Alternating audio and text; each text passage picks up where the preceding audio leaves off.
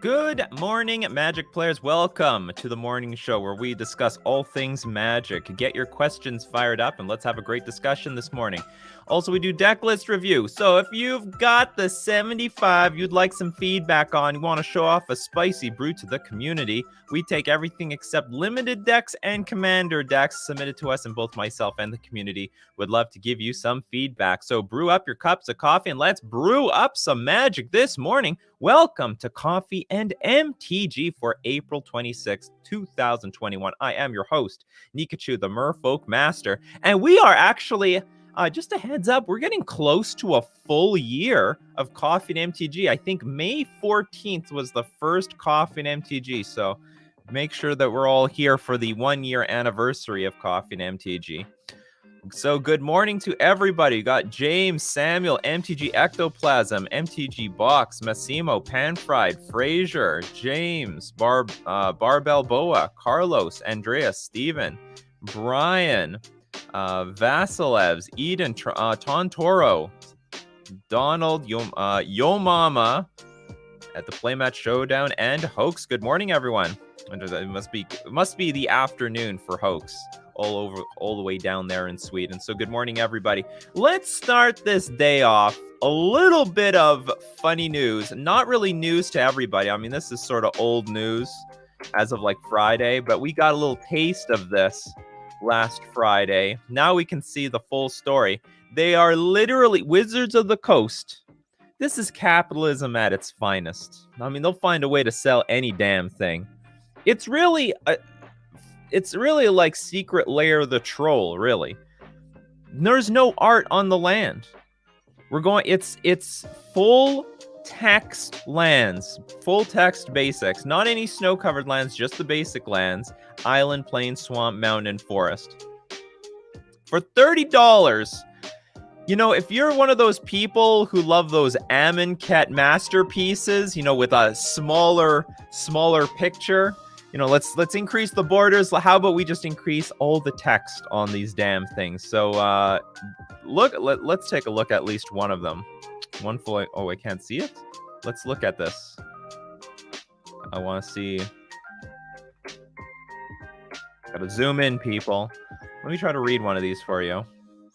This card's name is Plains. Basic is its super type, land is its card type, and Plains is its subtype. A deck may contain any number of basic land cards with the same name. You may play this card during a main phase of your turn while the stack is empty and you have priority. You may not play this card if it is not your turn or if you do not have any land plays remaining. While on the battlefield, this card is a basic Plains permanent. Because it has the subtype Plains, this permanent has the intrinsic mana ability tap, add 1 generic mana. This ability can be activated anytime you have priority or are prompted to pay mana, but only while Plains is on the battlefield. To activate it, pay its cost by tap with the tap symbol. This symbol donates tapping. I'm surprised they use the word tapping a permanent. It should be like, they should have specifically said by turning a permanent or turning the physical card by rotating it 90 degrees. It is then tapped. So they like use the definition to define the word, if you know what I mean. And it cannot be tapped again until it is untapped. Once the cost is paid, you add 1 white mana, denoted with the white mana symbol, which may then be spent immediately or left unspent for a later use. Each phase or step of a turn ends, you lose any remaining unspent mana. They like put a huge chunk of the rules text in here, like from the actual rules book. So anyway, full text lands, go get them. Foils are not that much more expensive. $40. I'm sure somebody out there likes it. Who wants one of these? I'm not gonna shame you. Oh, and you get the mana. You actually see the mana symbol if you get the foil one. Look at that. You can see the skull, the fireball, the tree. You get the mana symbol. Wait, we don't get a mana symbol with the regular one? No mana. Oh, no, you can. It's very faint, though, in the background. I can see it now. Uber says, this is great. You know what? I like Wizards of the Coast. They're playing around with some stuff. They're playing around. They're having fun. And you know what? Other people are having fun. I mean, this is not for me. I like less words on my land than more, but you know, whatever. It's all good. All right. Let's get to some questions. All right, so you guys know the drill. 3 question marks before the question, 3 question marks after the question helps me find your questions amongst all the comments. Or if you're on YouTube, you can donate with Super Chats. Super Chats allow you to push your question to the top of my notification feed, and you'll get priority. All right, so we've got... Where's our first question of the day? A lot of good mornings. Good morning, everybody. Brian Bush, what coffee are you drinking and how do you prefer to make it? I will not say what my coffee is because I asked for sponsorship and they didn't give it to me. And frankly, I think this show has done very well. They would have done very well by sponsoring this channel. So you're going to have to ask everyone else in chat what my coffee is. But I drink it basically with a smidge of milk. I'll put the water in. I'll put 2 heaping teaspoons of the coffee. It is an instant coffee, and I'll add some milk in addition to it. Oh, we have someone who just became... Scott Helger just became a YouTube member. Thank you very much, Scott. Welcome. Welcome to the Coffee and MTG fam. I appreciate it. Thank you for becoming a member. And now where was I with the question?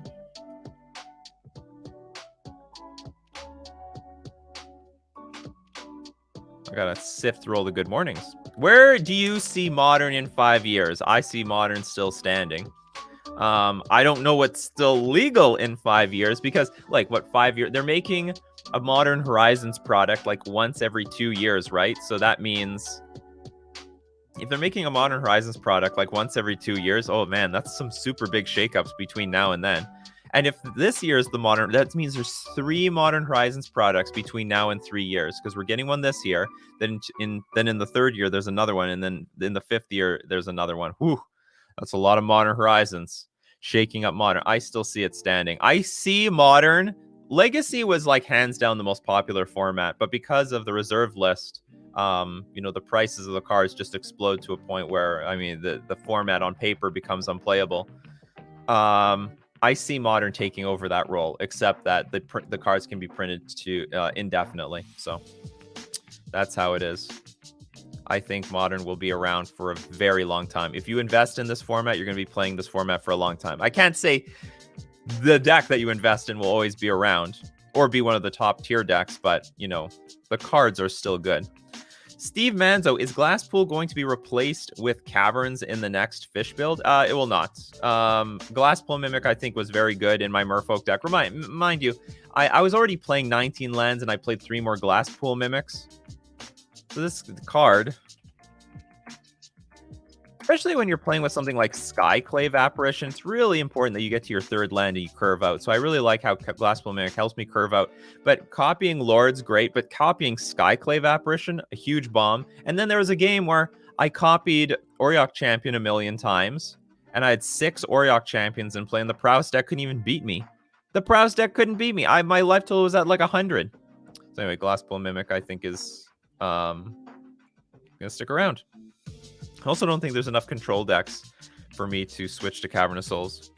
James asks, I think it's time for Blue to get an auto-equip equipment. What would it do if we got one? Probably just give unblockability, if I were to guess. That is like sort of a Blue thing to do, if anything.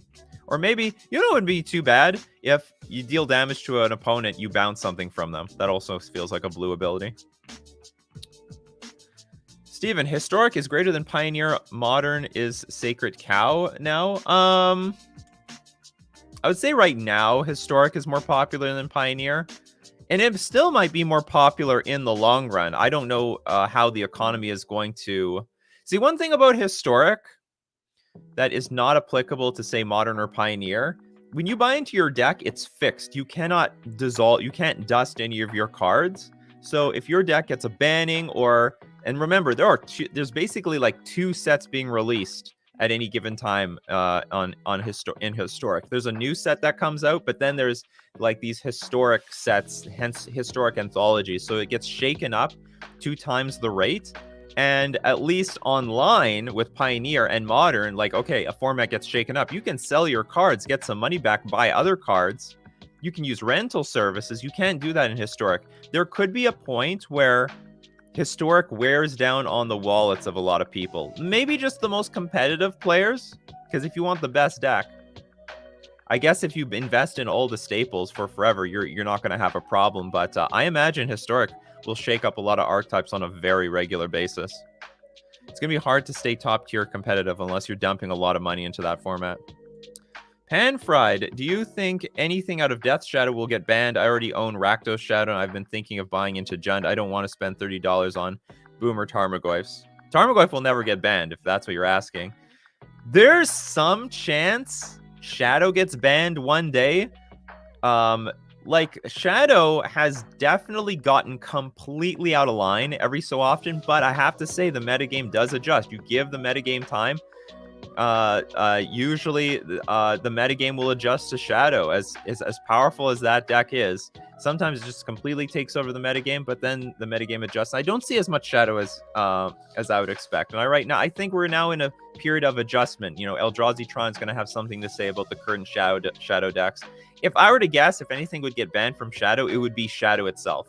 That would be my guess. If any card that gets banned, it was part of a banning discussion when Shadow first came on the scene.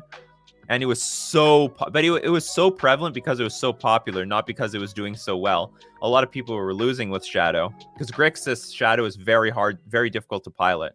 Jund Shadow and Rakdos Shadow are not in the same degree of difficulty. But I think it's going to be fine for now. But if I were to guess, it would Death Shadow would get hit than any of the other cards. But I don't see it happening anytime soon. But you never know what. You never know what new card gets printed that pushes the deck over the top. And then Wizards got like, well, we got to get rid of something. All right, Shadow, you had your time. We're going to leave Scourge of the Skyclaves. That's going to be the new Shadow. My apologies. I cannot pronounce your name very well. But what is Blue Eye Control's win plan? Counter everything, beat 20 with Snapcaster Mage, or...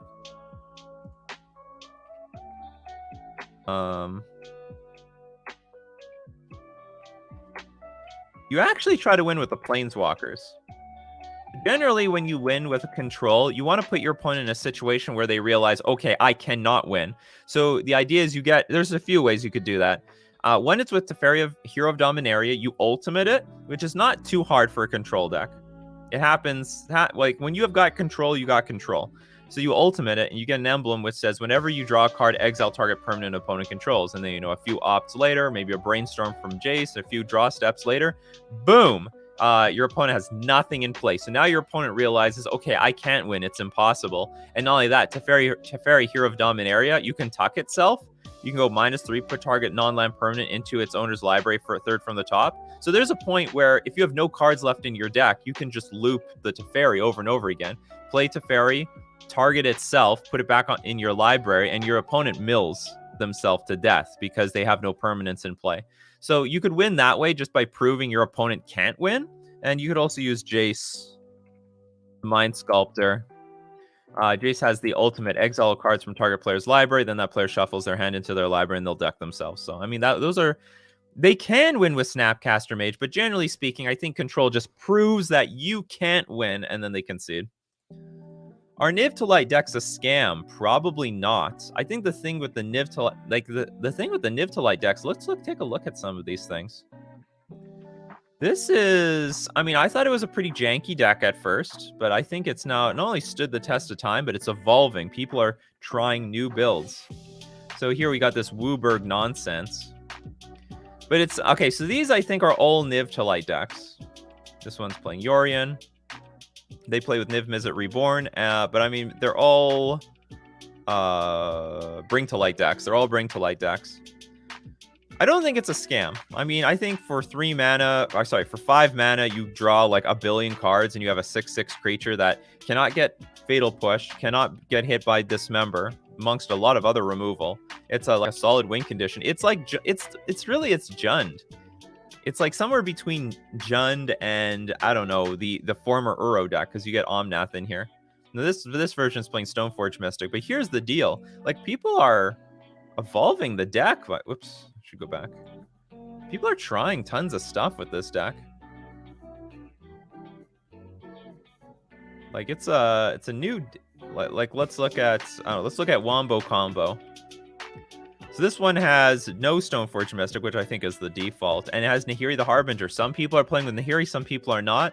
And I think what's appealing about this deck is that both Lightning Helix and Kaya's Guile against the Prowess decks and Shadow decks are really, really appealing. So these cards are very well positioned right now. These are very, very well positioned. Gaining life, get your life total to 20, kill off Scourge of the Skyclaves, and Kaya's Guile, just gain life, get your opponent to sack a creature. So I think, and you have access to like a million sweepers, Bring to Light, Find Supreme Verdict. So very well positioned. I don't know about very well positioned. It's a grindy deck. I mean, nothing is going to beat the card advantage from this thing. This is a super card advantage deck. The Niv Mizzet hits the battlefield, you're going to be drawing a billion cards. And if Jund wants to go toe-to-toe with that, they're going to lose. Same thing even with Death Shadow. So if Death Shadow has an empty board and the opponent goes Niv Mizzet, I mean, it's GG. So I think this is a new archetype, and now there are also Scapeshift versions of this, where, forget Niv Mizzet, they just play with Dryad of the Elysian Grove, Scapeshift, Valakut. And the point is, this is fresh new territory. I mean, there are similarities between the decks, but there's a lot of differences. And what I'm trying to get at here is that, we haven't solved the deck. We don't know its perfect form. How many Valkyries are we supposed to play? How many Omnaths? How many Niv Mizzets? What is the correct build? We haven't figured that out yet. This deck, it's already showing promise, and it can get a lot better. And remember, I'm just trying to focus that there are multiple 5-color Bring to Light decks, the Scapeshift version and the Niv Mizzet version. You put them both together, and that's because there's a lot of similarities between the two, but there's a lot of differences. But anyway, something to keep a look on. I don't think it's a scam. Otherwise, they would have failed a long time ago. Hoax asked, could Skyclave face the Banhammer? Asked it yesterday on the Twitch stream, but had to go a bit after. Don't know if you answered it or not. Oh, you mean Scourge of the Skyclaves? There's a lot of Skyclaves out there. There's also Skyclave Apparition. I'm going to assume you mean Scourge of the Skyclaves. This card is only paired with Death Shadow, and what I would bet is that they would ban Death Shadow before they ban this. It's actually easier to interact with this card because you can either opt to not lose life or gain life and kill it. Plus, it's a little bit more clunky at 2 mana. I think it's more likely that Death Shadow, if this card does become OP, Death Shadow will die for the sins of this card. But, I mean, Death Shadow is, like, a pretty OP card by itself, so...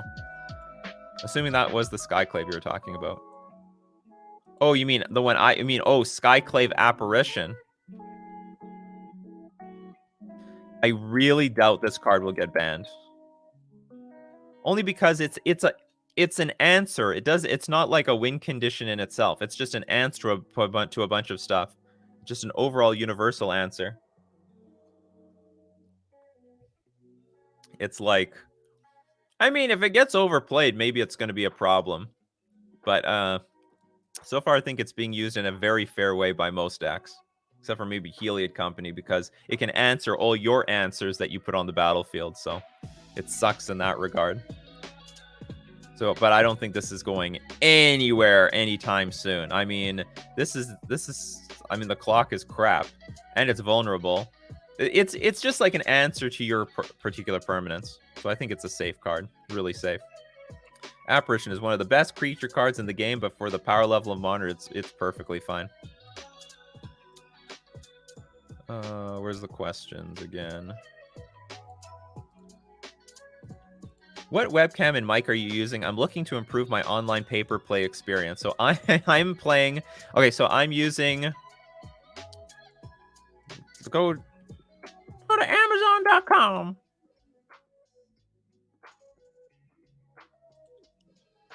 Okay, so I'm using okay,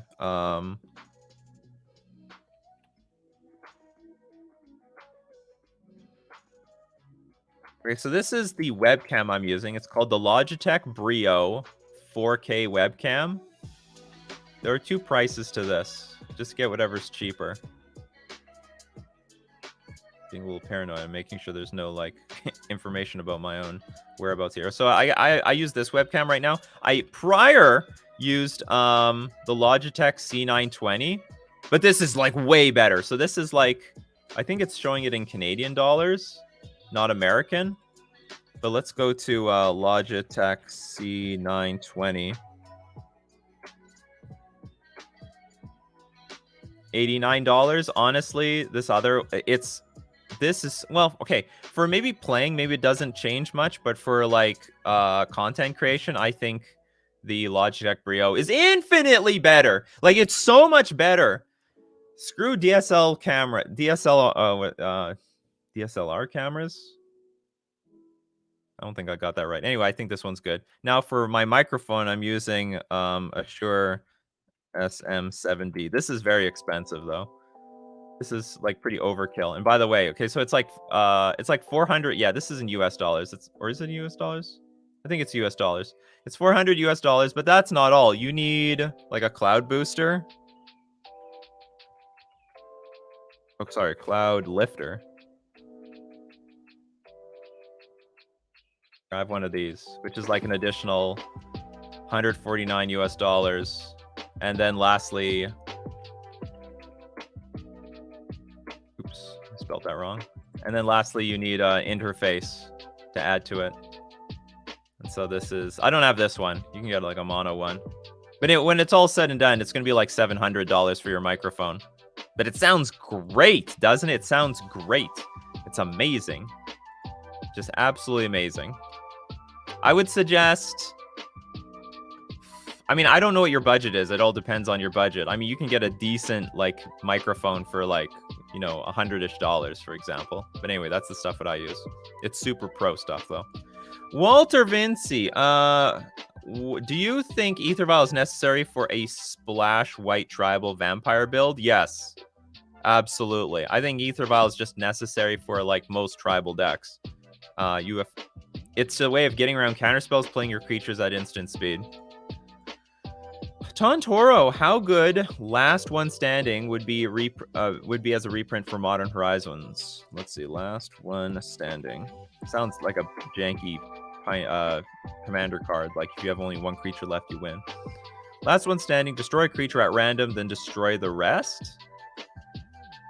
Choose a creature at random, then destroy the rest. Sounds terrible. It'd be awful. They would not print this card. What's the point? Because you choose a creature at random, so it may not even be yours. Or is it oh, okay, hold on. Maybe there's some more application to this than I think. See, like, what if you don't have any creatures in play? Let's say you're a Grixis control deck. But I don't know how great is this still. So you can like you choose one of your opponent's creatures at random and destroy the rest. Just destroy them all. At 3 mana, you can play like Bontu's Last Reckoning. Eden, do you think Chittering Rat should see more modern play? It's almost take extra turn cards. Same question about Ephemerate. Ephemerate is a bit of a janky card. It needs the right deck for it, but I'll go to Chittering Rat. When Chittering Rat, 3 mana, comes into play, target opponent puts a card from his or her hand on top of his or her library. The problem with Chittering Rat is it's not influencing the board. And at 3 mana, you're close to dead. I mean, against Infect, if you play this, you just lose when the Infect player untaps, for example. Same thing with Prowess, so you'll just get your ass kicked. So the problem is, if this was at 2 mana, it would be a little bit more of a playable effect, but at 3 mana, it's just completely outclassed by what's going on in Modern. You have to focus on the board by turn 3 because your opponent's threatening to kill you.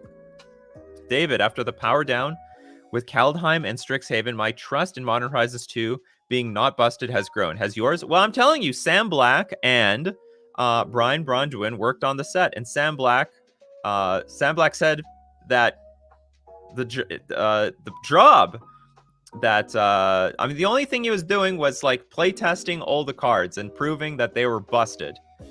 That was Sam Black's job. Play test the cards, prove they were busted. You can't print the card like this powered down. So I'm actually trusting. It's still going to be a strong set either way. Like, it's still going to be a pretty strong set even then.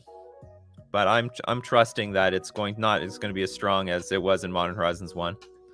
Well, Willie, is Walking Blister really a good idea for a ban, or should it be Spike Feeder or Heliod? I think that Ballista is actually a fair card, less than other cards. It's a fair card, and it's not a fair card. Like, it's a card that is good early game, good late game. I mean, it's very versatile, but it's also very versatile in a very wide variety of decks. So, you know, between like Urza decks, Tron, Eldrazi, Tron, Heliod, various like, you know, what's it called? Hardened Scales, Affinity. I mean, it's I don't want to say it's super fair. I don't want to say it's busted, though. I don't want to say it's busted. But why would they ban Spike Feeder? That card sees like almost... That card is innocent, that's for sure. Between Ballista and Spike Feeder, that card is super innocent. Cactus Savishmok, would Goblin Lackey be too good for Modern? Asking for a friend. I don't think it would. If Muxus was in the format, it might be too good. But I don't know if Goblin... It's a tough question.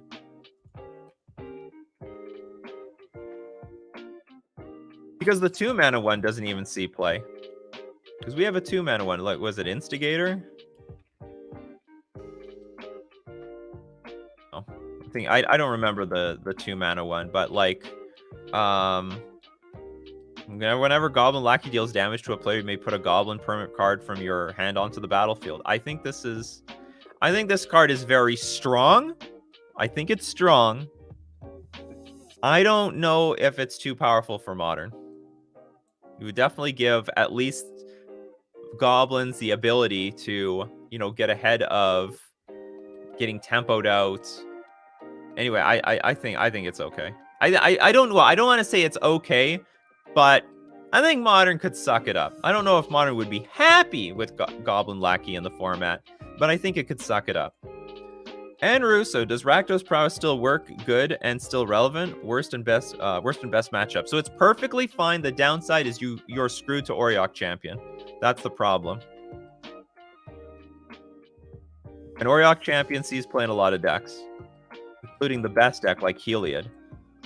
So that's your problem. None of your cards get through this card. But if you play Jund Death Shadow, you get access to Hex Drinker, you get access to Tarmogoyf.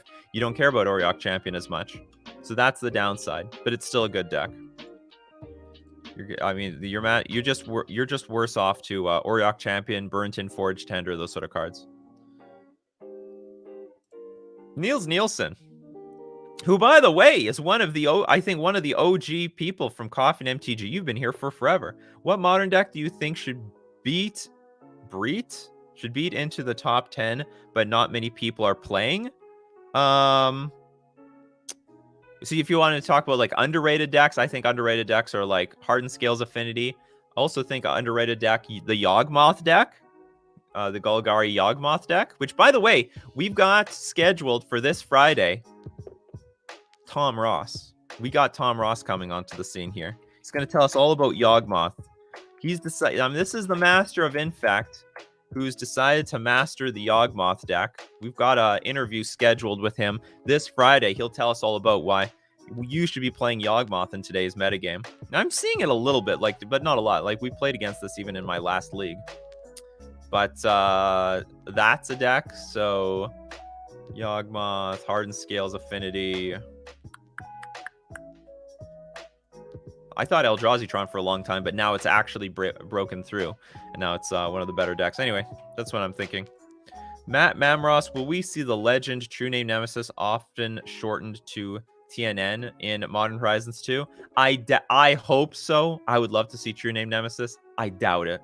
I just doubt it. Maybe they will. Maybe they'll look at Stoneblade right now. Oh, when would they have designed this? Right when Stoneforge Mystic came out? Stoneforge Mystic got its ass kicked when it came out. It took a while for people to find a good Stoneforge Mystic deck. Maybe they would have given it Maybe they would have given Stoneblade. Maybe they'll give Stoneblade True Name Nemesis. I just doubt it. You ever play / like Legacy Merfolk? I like Legacy Merfolk. I just don't play so much Legacy. And by no, it's not so much. I mean, I just don't play Legacy these days. When exactly Wizards stopped with Fire Design? I believe somewhere around M21. I don't know. As far as I'm concerned, like if Fire Design stopped, it might have stopped in Strixhaven, but we have to wait and see. Because it feels like they powered things down, but Not really. They definitely didn't stop prior to that, Strixhaven. Have you tested with Merfolk Windrobber in Modern? Merfolk's version of Flying Man seems solid. No, because it builds my opponent's graveyard, which is terrible.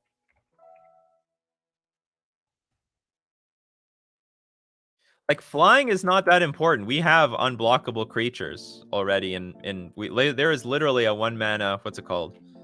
Triton Shore Stalker. We literally have a 1-mana can't be blocked. I mean, that's better than flying, right? But the problem with this card is when it deals combat damage to a player, they mill a card. So I'm just contributing to my opponent's graveyard strategy. Or like almost every deck uses the graveyard, so that's a huge cost to giving my opponent cards. And if my opponent has what, like 8 or more cards, I can draw a card. Whatever. Most of our 1-drops suck. Amber Sakis, do you think we could see Basking Rootwalla and or Wild Mongrel in Modern one day? Probably. Basking Rootwalla, hold on. Not Wild Mongrel. Is that the Madness card? It is. This card could see play in Modern.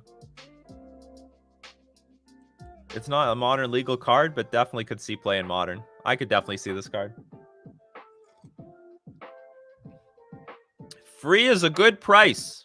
You can't go wrong with free. Always. You cannot go wrong with free. Is Luris prevalent enough for a ban? It is not, unfortunately. I wish it was. Red Green, I can't believe we are only 6 weeks away from Modern. Is it 6 weeks? You're right. Second week of, like, it's June 11th. We are less than 2 months away, people. We're gonna start seeing cards getting spoiled here. Are you more hyped or worried about the set? Praying for no Hogak Summer 2.0, but can't wait for Counterspell to be printed. Hopefully, yes. Let's hope for Counterspell. But I'm hyped. So I'm hyped. I'm not scared. What happens to Modern is Modern. I mean, it gets shaken up back and forth. Some decks take a rise, then they get their ass kicked. Some other deck takes its place. That's the way of Modern. It's how it was in the past. It's always been like that. So I'm very hyped for any new shakeups. I know most people don't like shakeups, and I sort of take the position now, for the sake of everyone else's sanity, that Modern shouldn't change very often. It should be a lot slower. I don't mind it like moving around like every 2 months, but most people don't like that. You know, they bought into a deck they're hoping is good. I get the sense like if you buy into a deck now, or I don't know. I mean, I know when people buy into a tier 1 deck, they're like, I want this to be tier 1 for like years. I want it to be for forever. And then maybe it's fair that it's tier 1 for like, I don't know, 9 months to a year. But then again, like, those people will still complain, oh, Wizards killed my deck. Now it's tier 2, tier 3, and they can't handle that. So maybe people should just get used to the changes and ebbs and flows of Modern. Are you following any brews? I think Dina Sisters could actually be good. I don't know. I'm not following any brews. I follow the good stuff, not the rubbish. Tristan Eason, as a modern burn player, should I change over to Izzet or Boros Prowess with Clever Lumimancer? Healing and life gain is too much. Does Izzet Prowess or Boros Prowess stand a chance versus Helia? Jun Shadow. I think Izzet Prowess would be your best bet. It's really resistant. It's pretty resistant to removal because it can grind through a lot of decks. Like, for example, Stormwing Entity. By the way, can't get hit by a lot of things. Try Lightning Bolt it. Just play a card in response. Becomes a 4 toughness creature. Also can't be fatal pushed. So, and also can grind pretty well with light up the stage. So I think Izzet Prowess would be your best bet. And I think Izzet Prowess just has game against anything. Just against anything. That's why it's so powerful. You'll be good against basically anything. Chris Ross with the super chat. Thank you very much. Aside from so much -1 in the format, what are other reasons we aren't seeing more pure tribal decks played, like vampires, zombies, merfolk? There might be a little bit of a barrier to playing them because of Cavernous Souls and Aether Vial. Those are relatively expensive cards. Well, merfolk, I mean, like, people do play merfolk. Question is, like, do we have the right build? And I feel like I'm getting somewhere with the blue-white build. I mean, what comes down to is you need the right build. People need to feel like they're winning with the deck. I don't know if enough people have experimented with zombies or vampires. Definitely there's something there with both of them. but they just haven't had results. What it comes down to is if you want to motivate anyone to play vampires, to play zombies, to play merfolk, to even play humans, you need to win with it. So once somebody needs to be winning with the deck often enough that it catches somebody else's eye, and they're like, you know what? This same person keeps winning with this deck. I'm going to play it. And then another person plays it. And all of a sudden you get into a situation where you're like with this Bring to Light Niv Mizzet deck, where now like a bunch of people are playing it. You know, a lot of people are winning, so maybe this is actually a legitimate deck. So it takes a while. Like, there needs to be solid results to motivate other people. That's where we're missing here.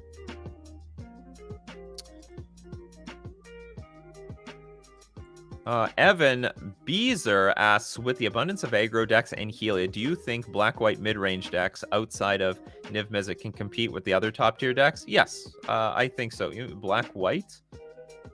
Oh, so you mean just Orzhov? Yeah, I think so. It's possible.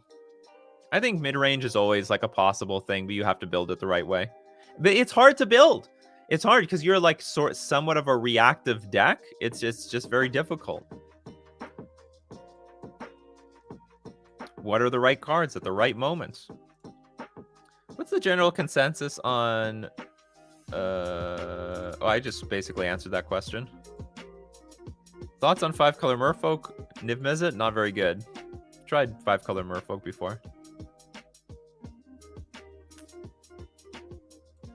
Clever Lumimancer can hit more than $5. Isn't that an uncommon?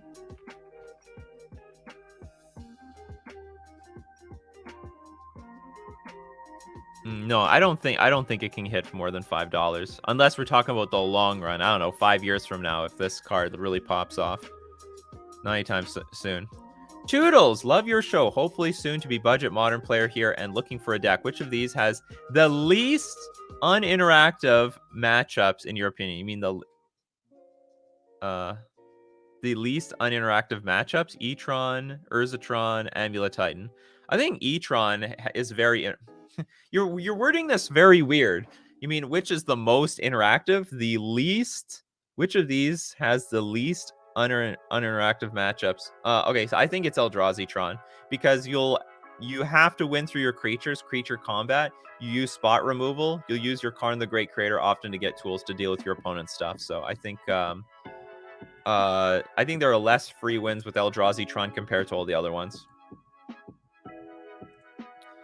Daniel, what do you think about when you have a guest on Coffee and MTG to talk about a specific deck? After the discussion, you play a match of Merfolk versus whatever they're talking about. It would take too long. I'll give you even better. I'll give you an even better answer than that. Gameplay videos are not worth as much on YouTube as they used to as content. Like, if people want to watch, they'll watch a streamer, but it's not as powerful. That's why you see that my Nikachu MTG channel, which has no gameplay on it anymore, is doing very, very well, and my gameplay channel is doing very, very poorly. So gameplay is not that valuable, and I don't want to put more time into stuff like that. And like you said, you love the interviews. Interviews are unique. This talk show is unique. That's why I do it. Whereas, the thought of playing a match seems interesting, but most people are like, fuck it, I don't care. There are some exceptions to that rule, like what's his name? Jim Davis challenged me with Goblins versus my Merfolk deck, and we hyped it up, and it was okay. It was okay, but in the grand scheme of things, it's not. There's a lot of people playing Magic, not a lot of people, doing talk shows like this. So it's always good to make content where no one's making content, if you know what I mean. It's how I stay ahead of the curve. Where are we here? All right, we're doing okay a little okay on time. Any thoughts on iced coffee? I love it. I love iced coffee. I love all forms of coffee. I love frappuccinos. I love Slurpees too. That's not coffee, but hey, that's caffeine goodness. Jose asks, why settle for Merfolk Wind Robber when spirits get Mausoleum Wander? Yes. The super curse catcher. Super curse catcher. Why was Electrolyze good? Once upon a time, there were a lot of one toughness, like even 1 or 2 toughness creatures. The format was slow, so it was like basically a 2-for-1. You kill something, you draw a card. Sometimes a 3-for-1 against against some affinity decks, you hit the Signal Pest, and you hit 2 Signal Pests. You hit a Signal Pest and what's it called? Steel Overseer, Memnite. There are a lot of things to snipe off. Simon, hey Nikachu, just wondering what you think is the best way to start playing competitively. You just start. There's no other way around it. You just jump in. You're going to get your ass kicked? Great. You needed to get your ass kicked to show where you stand with your deck. There's a lot of people who think their deck is good because they play against their friends or they're at the F&M level. But then when they throw themselves into a real tournament, they lose and are like, well, what was going wrong? And what went wrong is that your deck wasn't good because the deck was good. Your deck was good because you were playing against weak players. Just throw yourself into competitive Magic, do it regularly, and what they'll do is they prove where your weaknesses are and where your deck's weaknesses are. You'll realize, oh, this card is not really that good because I don't have the time to cast this card. Oh, this card isn't really that good because the mana in my deck isn't consistent enough, etc., etc. Sanctum Prelate in Modern Horizons 2. Well, I mean, that's one of the cards prophesized. I don't know, though. No one knows for sure, except Wizards. When we start having paper tournaments again, you should play in a Legacy tournament. Jeremy Aronson is a Legacy ambassador and hosts a few big Legacy tournaments a year. Would love to have you. I would love to play Legacy too. I just can't play so many different formats. I focus mostly on Modern and a little bit on everything else. Once in a while, maybe it'll be fine.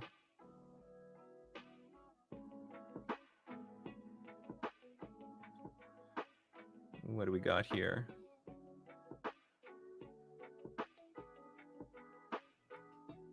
I think it's about time we switch gears. So you know what time it is? Hold on. It's deck list review time. Oh, is this too loud? I have a feeling it's too loud. I'm sure that's fine now. All right, it's time for deck list review. This is where you get to submit your deck list, and we're going to check them out on the channel. Okay, is it good or is it too quiet now? Yeah, this is gonna be the deck list review music. We're just gonna use the never too loud. Well, maybe I can boost it up a little bit. I'll put it in the middle. I don't want to be too loud because people are like, oh my god, this is too loud. All right, so for deck list review, it's the Wii Shop music. Oh, now that I turn the music down? Okay, hold on. I'll turn it like a little. It doesn't need to be overbearingly loud. It's not a big deal. Okay. I just don't know how to do this consistently. All right. So how do you get to submit things for deck list review? Go into my description. In the description, there is a link to my Discord. Join my Discord. I gotta open my Discord. Where's my Discord? Go to the channel. Deck list review, and in deck list review, use the command !review deck. It's right here. Review deck. Space. Give the URL to your deck list. Press enter. You'll be eligible at random. Be chosen for deck list review.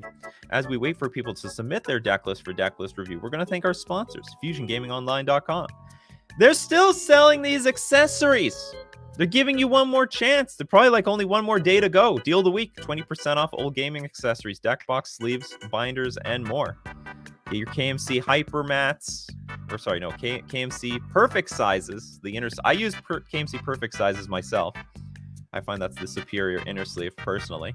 And when you're ordering stuff from Fusion Gaming Online, don't forget coupon code Nikachu. 5% off all your purchases. Doesn't matter what you buy. And it doesn't matter if it's a deal already. You get a double deal. You get the 20% off and the 5% off. We're also going to thank Mana Traders, the premier place to rent Magic cards online. And thank God for Mana Traders. I was able to experiment with Merfolk to a point where I can start winning again. I haven't been winning for months. Boy, Merfolk, Skyclave Apparition is the future of Magic. At least for Merfolk. And not only Skyclave Apparition, but also Auriok Champion has helped me win a lot of games as well. You can support the channel using my Mana Traders link in the description below, or save 15% off your first 2 months using my coupon code Nikachu. So you don't have to buy those Skyclave Apparitions. Those are expensive online. They're not cheap. Auriok Champion is $1 billion too. Expensive stuff. I don't want to buy them yet. I'm still not sold. I'm pretty sold. I actually bought Skyclave Apparition in paper. Already bought them. Where did I buy them? Fusion Gaming Online. Get my paper stuff from Fusion Gaming. Get my digital stuff from Mana Traders. Is Fusion Gaming a physical store too? Yep. Just like a little ways down the block from me. Well, it's a little bit more than that, but like, yeah, it's a physical store. You can play Magic cards there, especially when the pandemic is over. Bring to light new best deck? No, probably not. It's got to compete with the Heliod deck, especially since Heliod can just win the game on turn 3.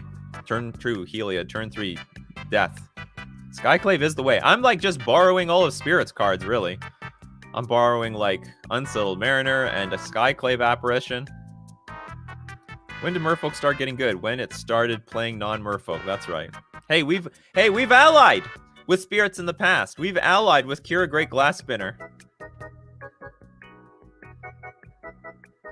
Merfolk has definitely allied with Spirits before. We've played with Kira Great Glass Spinner. Now we're allying with Skyclave Apparition. Not the first time we've allied with the Spirits, so works out. All right, let's pretty sure everyone submitted their deck lists. Oh, also Lord Magicus being a good mod. All right, Duder611, congratulations. You are the next contestant on Deck List Review. Mono Blue Tron. It's been a while. All right, we've got a Mono Blue Tron list. Let's see. Stonecoil Serpent. That's not really a Mono Blue Tron card. Nimble Obstructionist. Okay. Treasure Mage. Three Thought-Knots here. 2 Steel Hellkite. Meteor Golem. Enters the battlefield. Destroy target non-land permanent opponent controls. Is this the best way of playing this card? Sundering Titan. Enters the battlefield or leaves the battlefield. Choose a non-land permanent of the basic land type, then destroy those lands. Isn't Meteor Golem just strictly like a worse Karn? This has to be a budget deck. Oh, it's budget. All right, let's look at the description. There is no description. It's clearly budget, though. It's clearly budget. If it's not budget, then buy the expensive card. So I'm guessing this is mono blue. This is a mono blue budget Tron deck. So we got 4 Condescend, 3 Repeal, 1 Burst, Spell Burst, 3 Remand, 1 Dismember, 2 Divide by 0. Return target spell or permanent with mana value 1 or greater to its owner's hand. And learn? You reveal a lesson card. What are the lesson cards we have here? Search your library for a basic land card, reveal it, put it into your hand, then shuffle your library. Gain 2 life. I don't think that's worth it. Introduction to Annihilation. Exile target non-land permanent. Its controller draws a card. Exile target non-land permanent. That's not bad. I don't know if that's better than Meteor Golem, though. I think you're better off with just more Meteor Golems. Like, how much mana is this? It's 5 mana, but this was 3 mana. What do we got here, people? Meteor Golem being an artifact is relevant to some things like Karn the Great Creator and Thirst for Knowledge. Yeah, but this deck doesn't even play Karn the Great Creator. This is Mono Blue Budget Tron. Okay, you got Engineered Explosives. That's some good news. What is this? Is Engineered Explosives $4? That is so cheap. This card used to be like, I don't know, 45 or something. My, how the mighty have fallen.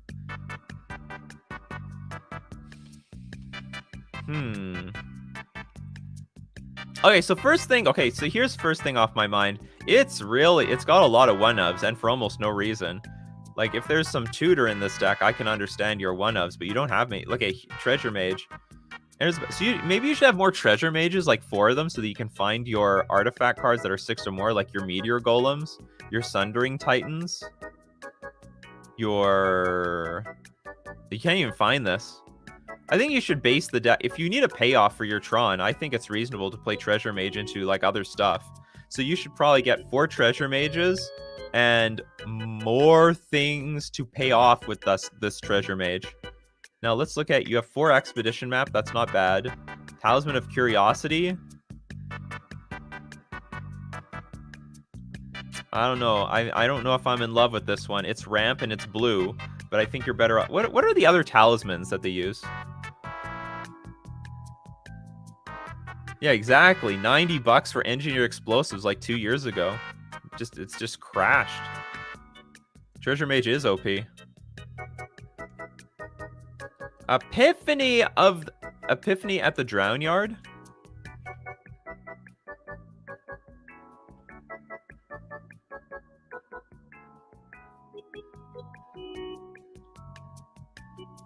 Field top X plus 1 cards of your library and separate them into 2 piles. An opponent chooses one of those piles, put that pile into your hand, the other into your graveyard.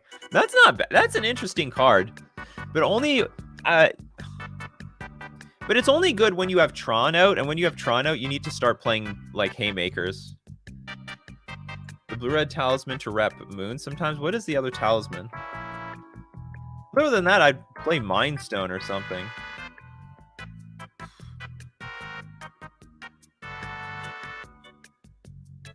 Yeah, I think, well, Mind Stone is there for extra blue mana when you need it. How many islands does deck play?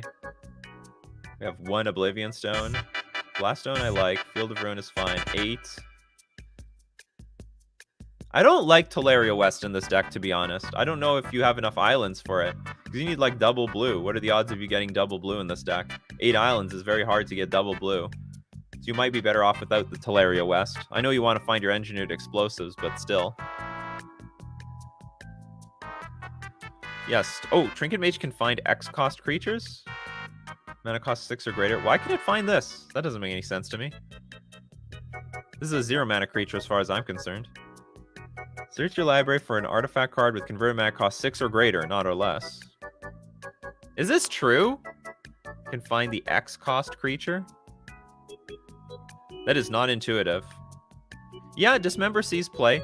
So for removal, I would say we should be playing with some Dismember. I would not play with Divide by Zero. I don't really like this card. Thirst for Knowledge, you should play more of these. Oh, Trinket Mage. Oh, yeah. But we don't have many X-cost creatures. I think Treasure Mage is better. So Treasure Mage, I want to go up on these. You can get Steel Hellcat. I guess there's enough things to go find with your Treasure Mage. I think we need better removal. I would play another Dismember if I could. It's not too much money. That's right. Okay, thank you very much. Yeah, let's play Maze Mine Tome. I don't know how, but we do need a certain number of islands. Maybe we do need the Talisman. Okay, hold on, we have 4. Because you can get an island with Expedition Map. Like, that's not ridiculous. So we have 8, 12. We need 14 blue sources. I mean, we could dump the Teleria West. We might need the Talisman of Curiosity, because I think we need... No, maybe... I'm going to trust we need 14. I'm just going to be safe. We're going to keep the Talisman. We don't seem to have a lot of blue sources in this deck. Oh, Trinket Mage also... Oh, yeah, that's true. Trinket Mage finds EE. Trinket Mage... So what, we should play some more Trinket Mages? We should play Treasure Mage and Trinket Mage in this deck?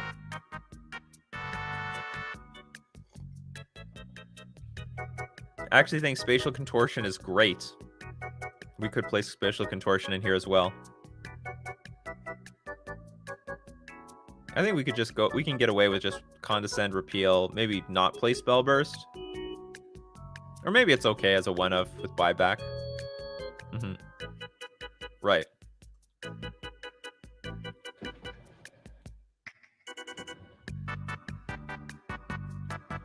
Academy Runes might be money.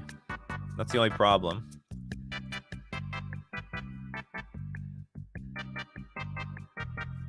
Academy Ruins.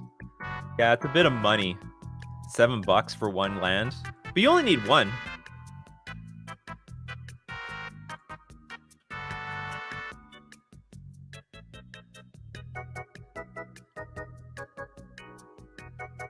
Just a reminder, question period over, but I'll quickly answer this. What can you drop from Infect if Invigorate is printed?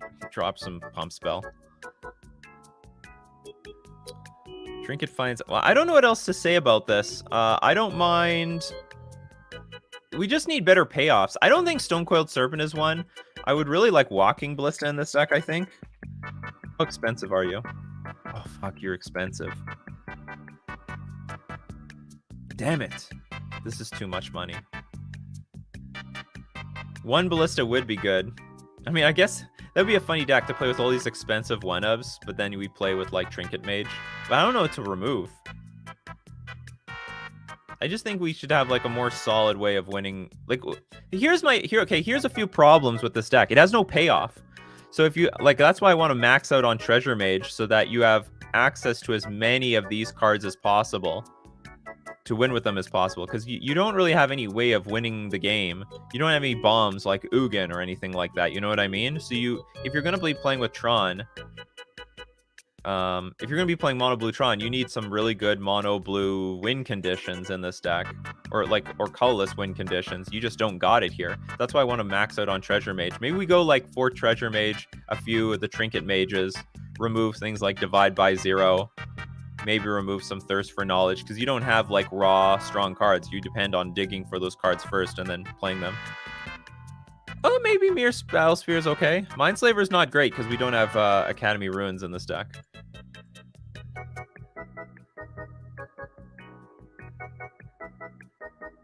This is okay. And you can be found with the Mage. Stormtide Leviathan's not bad either. I think Wormcoil is money. We can look.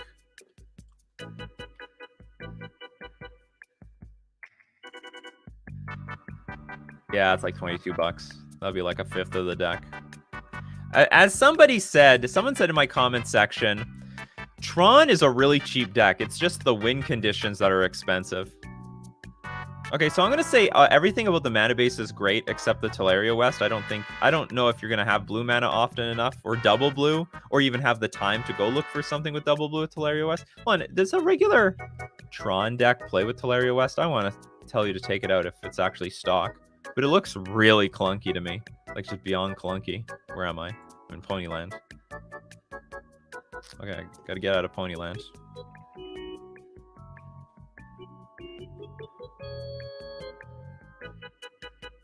By some random person who went 5-0. Yeah. Oh, they do have one Teleria West. Okay, I'm proven wrong. How many islands do they have? 1, or how many blue sources? 6, 7, 8. They have 8. Okay, so you're good here. You're good. All right, Teleria West stands. Relic is good. Ether Gust is good. Environmental, I don't think this is good at all. Spatial Contortion is great. Spreading Seas is fine. 2 Dismember is good. Oh, what is this? Mascot Expedition. Create a 2/1 white and black Inkling creature token with flying, a 3/2 red and... Oh, this is not a bad win condition. This is not bad. And this is something you could have got with Divide by Zero.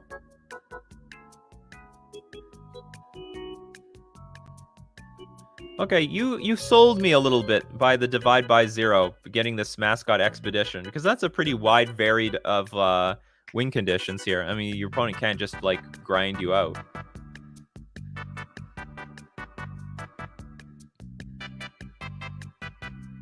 Yeah, but, like, I think it's too late. Let's say you're up against Prowess. You play turn 3, Teleria West to find the EE to put on 1 next turn. You might just die. I think that's my problem with Teleria West in a situation like this. Like, when you tutor, I think it's good as a... It's traditionally good because you can find Walking Ballista. Like, that's the idea. Late in the game, when you use a win condition, you find your Walking Ballista and you just, like, stomp them. But we don't have Walking Ballista in this deck. Using it to find answers feels awkward.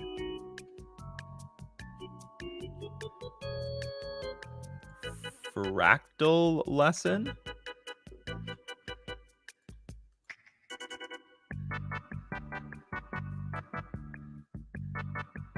It's called Fractal?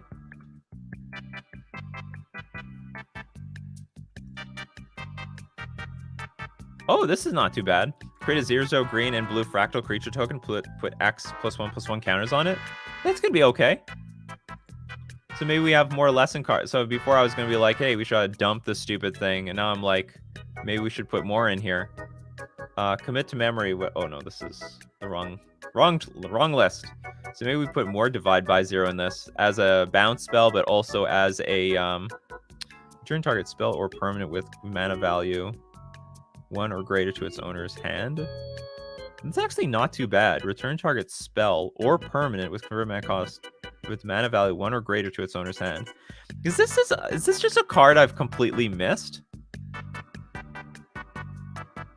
Return target spell or permanent with mana value. It's like a bounce spell for anything except lands.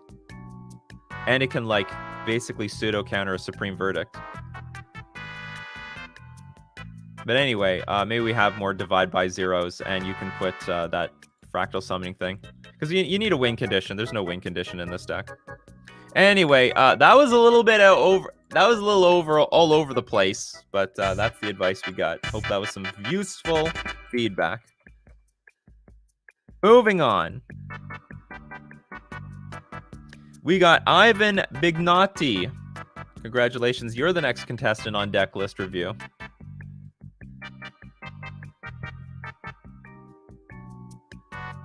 You're welcome, Duder. Duder was here the entire time, just soaking in that feedback. Coco Elementals. All right. Got Birds of Paradise. This deck list reminds me of like Scrub and Scrubs. Birds of Paradise, Flamekin, Harbinger, Noble Hierarch, Mass Vandal, Thunderkin Awakener, Voice of Resurgence, Fulminator Mage, Lightning Scale Elemental, Overgrown Elemental. Well, this is a new one. ETB, put +1/+1 counters on another target elemental you control. Whenever another creature you control dies, you gain 1 life. If that creature was an elemental, put a +1/+1 counter on Overgrown Elemental. That's not bad. Risen Reef, Omnath, Looks of Creation, a Shriek Maw, Spite Bellows. Lightning Bolt, Collected Company. And you have an assortment of lands. Pithing Needle, Shaper Sanctuary, Damping Sphere, Diacide, Mass Vandal, Fulminator Mage, Ravenous Trap, and Ingot Chewer. Is this really so good to have this mana base? How many white sources do you have to even use this? You've got 1 Sacred Foundry, which can be found with 3, 7. You don't have a mana. You can't even play this card. Like, you can't find it. You get rid of the Diacide. You do not have a mana base for this thing. Oh, does this deck not have Vial? Yeah, Vial would help. Well, I'm guessing this deck intentionally is not playing with Vial. It's trying to go a different direction with just mana dorks. I think it's a vulnerable way of going about things, but maybe it's okay. Especially since a lot of this deck is very expensive. It's more based on mana. Only 3 Cocos, only 3 Cocos. I personally would play Vial. I would cut out some number of Noble Hierarchs and something else to play the Vials. You can play Vial and Collected Company in the same deck, by the way. I don't know how... Well, here's a good question. I don't know how good of a Coco deck this is. Like, you can't Coco into, like, Spite Bellows or Shriek Maw or Omnath. So there's a lot of non-Coco cards in this version. Lands are very unoptimal. Well, okay, your lands don't need to be optimal, but then you need to only play cards that are optimal with your deck. Hey, Scrub and Scrubs is here. What advice would you give to this archetype? Coco hasn't been running well for me, so maybe we got to scrap the Cocos.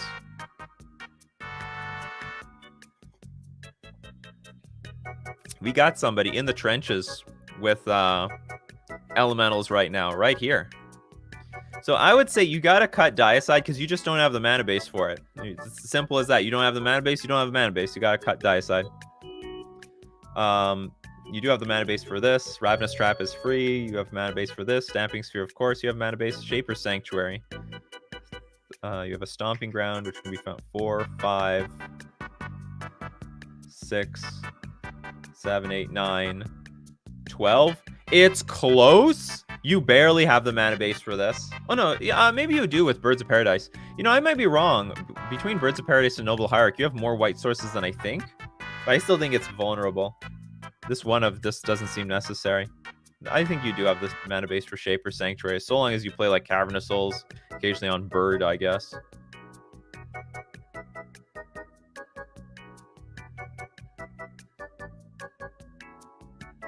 Helate is just a beating for this deck. If you just gotta lose then. It is okay to lose to the best deck in the format, by the way. It is okay to lose to the best deck in the format. There's nothing wrong with that. No shame. No shame being beaten by the best.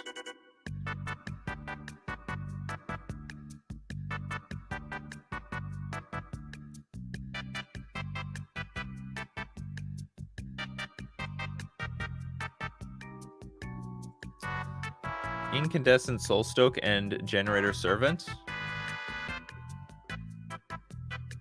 Phantasmal Image can copy Healy. Well, actually it can't if Healy is not a creature.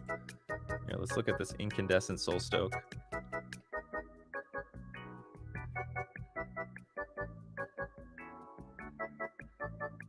Oh yeah, the Lord. I like this card. I like the Lord. What? So why are we not playing with Vile in this deck? And if we play with let's say this is a non-Vile deck. We should play with Incandescent Soulstoke. It's a Lord. You can put an elemental creature from your hand onto the battlefield, gains haste until end turn, sacrifice it at the beginning of the next end step. It has some abilities. Lord is great though. I think the core problem with elementals is it has trouble pushing some damage. And then we got, you said Generator Servant. Sacrifice Generator Servant, add colorless if that mana is spent on a creature spell, it gains haste until end of turn. How does that work out? Huh? I didn't. What's the combo here if there's a combo? Is there a combo?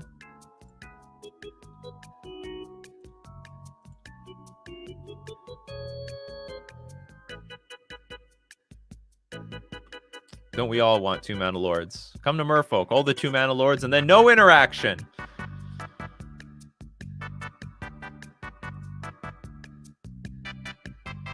Overgrowth Champion over Soulstroke. Well, okay, how do I use this ramp though? Sacrifice or add mana if that mana is spent on a creature spell, it gains haste until end of turn. I don't think it's good. Like, I don't even know what you're spending this on. I like this card. I also think it's a very good Coco target. Come to Knights, we got Lords. You think collecting Conjuring has any potential in Modern? Nope. Nope.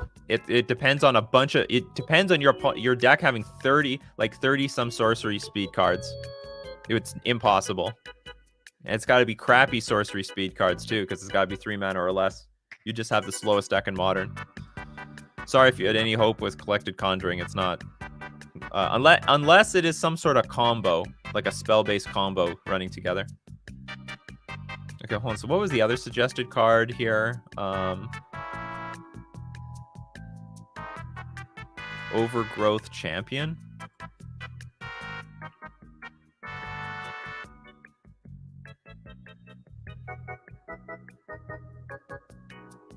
Is that the card? Oh, Overgrowth Elemental, maybe? Which we do have in this deck.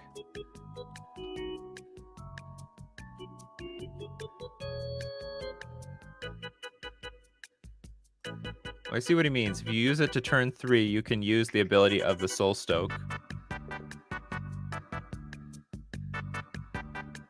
As long as you hit lands. I don't get it, actually. So this, and then you yeah, but putting an elemental onto the battlefield and sacking it, like, I don't think it's worthwhile turning your Incandescent Soulstoke into what's it called? Into Through the Breach. Undergrowth Champion.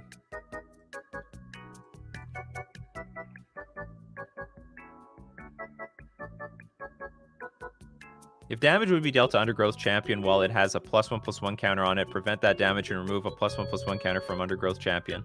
Landfall. Whenever a land enters the battlefield under your control, put a +1/+1 counter on Undergrowth Champion. Okay, here's my observation. If you're gonna be heavy on Collected Company and no Vile, I would say lean into this more. Let's play more 3-drops. Like Overgrowth Elemental, you can play the Undergrowth Champion. Maybe even more Noble Hierarchs. Maybe less I don't know. Maybe Lightning Bolt is fine, but Shriek Maw is probably better than Lightning Bolt for the most part. I would just lean harder into some number of 3-drops. You can have some 2-drops like Thunderkin Awaker and Voice of Resurgence, but This is how I would look at the deck if I'm not playing with Vile and I'm playing with Collected Company, so that we can maximize how many good things that we hit. Because I don't know, even with Collected Company, like you want, generally speaking, like you want like 23 to 24 great things to hit with Collected Company. Let's count what we got so far. We have 4, 6, 10, 11, 12, 13, 17. And I think that's about it. 18 maybe with Mass Vandal. Oh no, Flamekin Harbinger's okay, I guess. So what we got? 4, 10, 11, 12, 13, 17, 18, 22. I think we're a little bit low. And even then, I don't think Flamekin Harbinger is like a bomb card that I want to find off of Collected Company. So your deck has a lot of Durley stuff for Collected Company, which also suggests, like, I mean, one or two things. You add more good stuff at 3 mana, or just good stuff, period.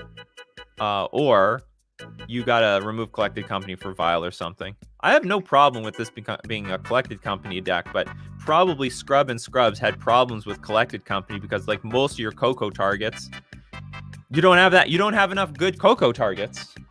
And on top of that, because of Lightning Skelemental, you're actually always incentivized to Coco on your turn, because if you don't, you could end up Lightning Skelementaling at the beginning of the next end step. No, you could do this at end of turn. Screw it. At the beginning of the end step, sacrifice. Okay, you can still Coco at end of turn and get a Lightning Skelemental. Screw everything I said. Well, you are still incentivized to do this on your main phase if you're digging for a Lightning Skelemental. Yeah, you can Coco at end of turn. This deck does have Unclaimed Territory, doesn't it? Yeah, it has it over here. Anyway, those are the issues with the archetype. Mana's a little jank. I guess you have enough green for Shaper Sanctuary, so I'll leave it at that. But yeah, I see the issue here. You want to be a Coco deck, but I don't know if this deck is focused enough to be a Coco deck, because you can't find these cards. Can't find those cards. I don't mind Omnath being in this archetype, though. I wonder if that's another way of playing Elementals, where you just have like a crap load of Omnaths. But I don't know if that beats your worst matchups. That's what Stockless are doing, Fraser. I went back to Vile after Coco failed. Anyway, that's gonna be it for Coffee and MTG. It was a great Coffee and MTG. I hope that all the feedback was good, or at least there was some useful feedback. It was more theoretical than actual feedback. Like, hey, put this thing in, take it out. It's more of like a discussion of what's working, what doesn't. But that's going to be Coffee and MTG today. So if you want to see the replays, don't forget, you can check them out at Nikachu MTG streams. You showed up late, want to be part of this, check out that discussion earlier. You can go find the replays on my alternate YouTube channel there. If I didn't get your comments, questions, or deck lists, we do this Monday to Friday at 9:00 a.m. Central Standard Time. Be there or be square. Make sure you got your cups of coffee filled up. What else? Oh, you want to support the channel in some way? You can do so by leaving a sub at twitch.tv. You can become a patron at patreon.com, or you can join on YouTube. All those things are fair ways if you are not already supporting the channel. And then lastly, again, thank you very much, everyone, showing up, being a part of your daily routine. Because without all of you, this show sucks. It's useless. It's only useful because there is a great discussion every morning. You're asking questions everyone wants to know, everyone has on their mind. And, you know, we're being valuable and starting the great day off with a great discussion. So keep brewing up that coffee, and we'll keep brewing up magic. And I'll see you all next time.